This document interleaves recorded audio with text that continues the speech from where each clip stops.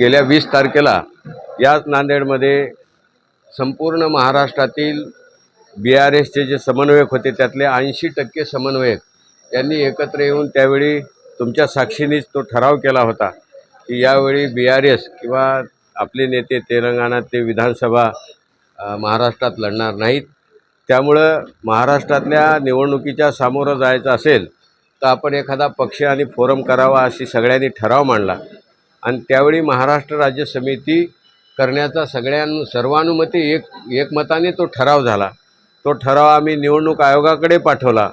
संबंधित कागदपत्रासहित पूर्तता करून आणि काल 1 तारखेला 1 ऑक्टोबरला निवडणूक आयोगाने महाराष्ट्र राज्य समितीला म्हणजे MRSला मान्यता दिलेली आहे केंद्रीय निवडणूक आयोगाने।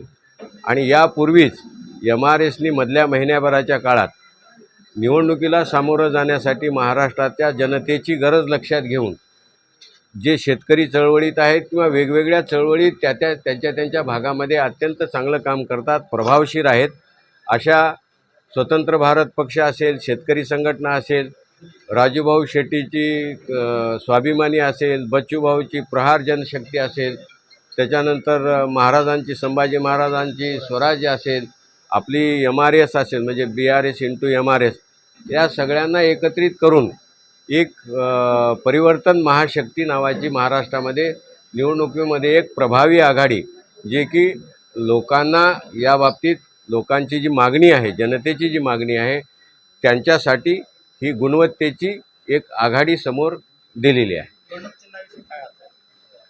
निवडणूक चिन्ह तर आता त्यांच्या पक्षाचे घटक पक्षाचे आहेतच,